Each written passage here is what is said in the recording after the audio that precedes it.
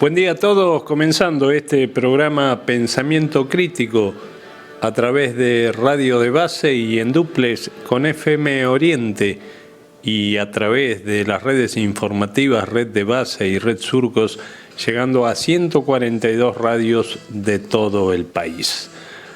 Hoy, miércoles 21 de junio, y queremos compartir con ustedes, dado que ayer fue feriado, el Día de la Bandera, pero también las efemérides, entender que un 20 de junio, pero de 1973, volvía después de un largo exilio Juan Domingo Perón a la Argentina, y allí se movilizaban millones de personas para recibirlo en el aeropuerto de Ezeiza.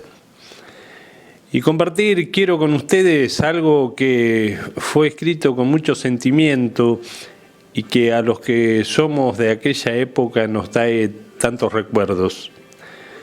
Esto que voy a leer lo escribió Estela Pereira, una mujer, una jovencita en aquel entonces, con todos los sueños y las esperanzas como tantos de nosotros teníamos.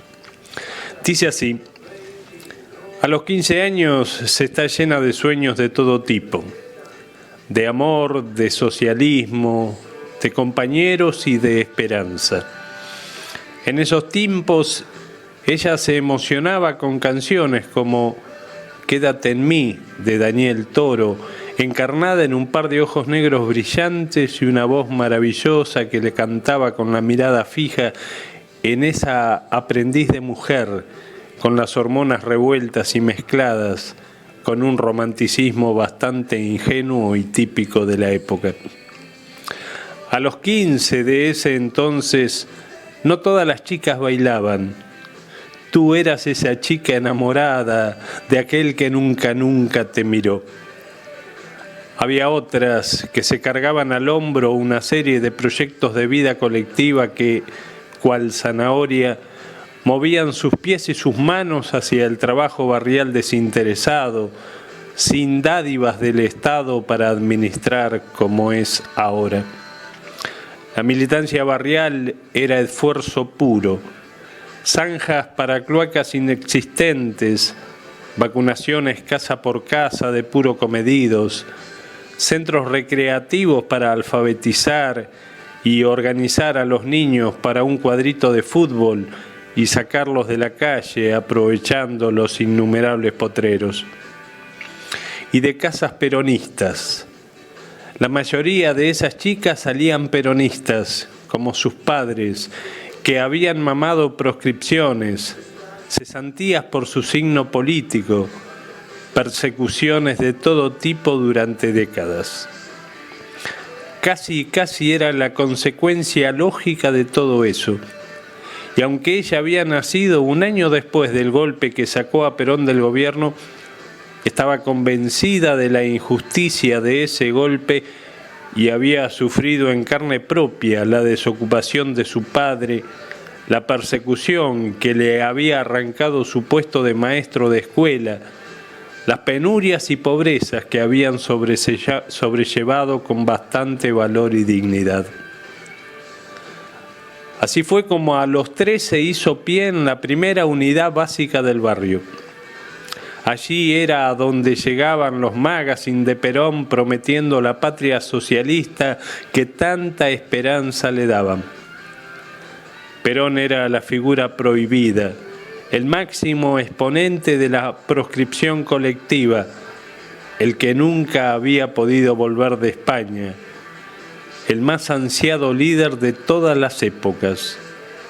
Lejano y mítico, cada palabra suya alimentaba a muchos integrantes de una generación hija de la barbarie, de las sucesivas dictaduras y tiranías, de las represiones e injusticias de la época.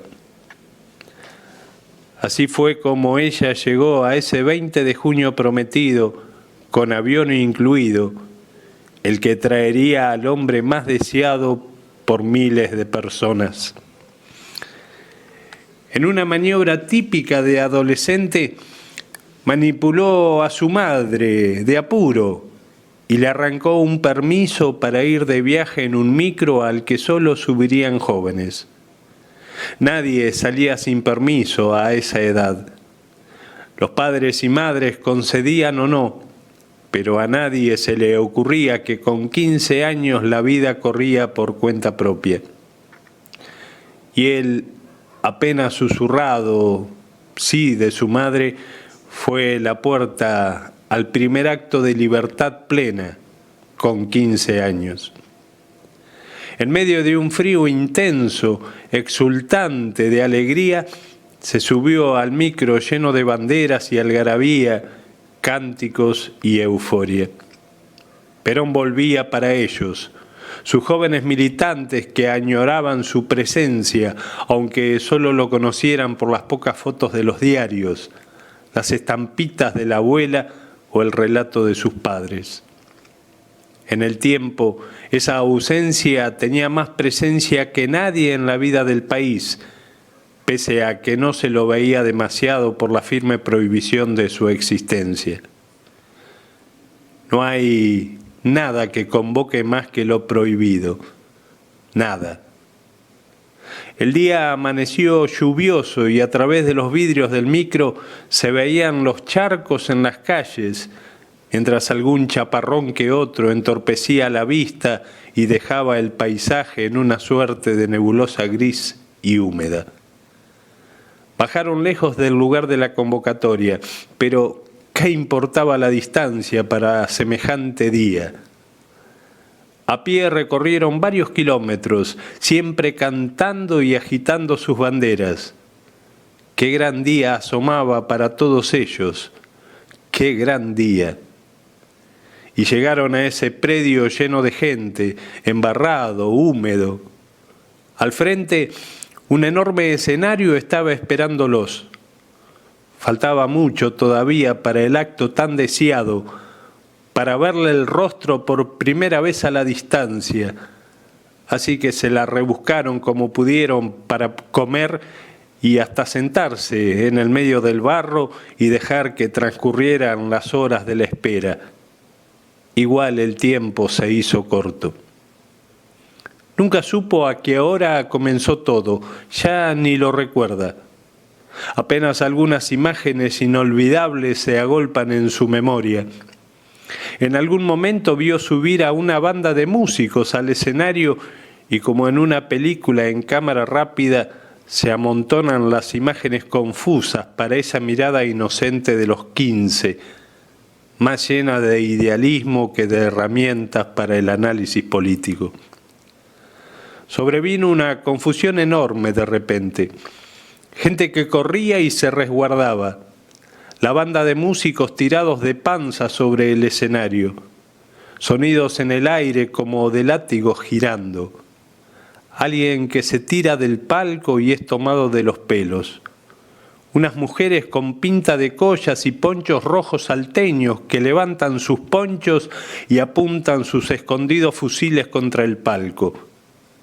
Un hombre que se tira literalmente sobre ella, quien inmediatamente piensa mal y cree que el tipo está queriendo aprovecharse en medio del caos de esa virginidad suya tan preciada por su madre. Un cordobés que le explica que no piense mal, que está todo bien, que se quede ahí, acurrucada contra el barro. La cara contra el barro. En primer plano, un yuyo amarillento y mojado contra sus ojos. El cordobés en overol les dice: tranquilos, compañeros, permanezcan sentados, no se paren, no se levanten. Y entonces, sus 15 años descubren que los látigos son tiros, que llueven las balas y no entiende nada de nada. No sabe cuánto tiempo pasó entre los látigos y la tristeza. No tiene idea. Pero de repente alguien dijo: aterrizó en Morón. Perón aterrizó en Morón. Y todos supieron que tendrían que volver con las manos y las miradas vacías. Ni siquiera se sabía si era cierto lo que decían, pero comenzaba la retirada. la horrorosa retirada del primer sueño aplastado por una realidad que años más tarde comprendería. Cuando amainaron los látigos en el aire, el cordobés dijo: hay que irse, hay que irse. Alzaron las embarradas banderas que yacían en el piso y comenzó la larga caminata de regreso que, esta vez, se hizo eterna. No llegaban nunca hasta el micro que los había llevado. En el camino, la mitad de sus compañeros se perdieron en la multitud. De la caminata solo recuerda lo más triste y algo que nunca más vivió en su vida: miles de personas silbando la marcha peronista. Miles y miles en medio del frío intenso, la humedad, el atardecer y la tristeza como un cuchillo atravesando el corazón y la esperanza. Miles silbando como una letanía en el aire. Miles de tristezas dantescas como siluetas oscuras, acompañadas solamente por su sentimiento común y colectivo. Con el tiempo supo que, para ella, fue el principio del fin de una etapa, una de las más ricas y controvertidas de su vida y su historia. Fue cuando comenzaron a volarse las mariposas que tenía en la panza, cuando inexorablemente empezaron a abandonarla para siempre. No supo entonces que ese sueño de socialismo para que él tanto había trabajado se llevaría la sangre de tantos de sus compañeros. Ese día se llevó consigo una de sus muchas virginidades. De eso está totalmente segura. Hermoso escrito que nos hace recordar a muchos de nosotros que a lo mejor no éramos tan jóvenes, pero sí éramos jóvenes y que marchamos allí a Ezeiza y que sufrimos lo que se describe en el escrito. Hermoso recuerdo para compartir con ustedes en la fecha del 20 de junio de 1973, hoy 20 de junio de 2017.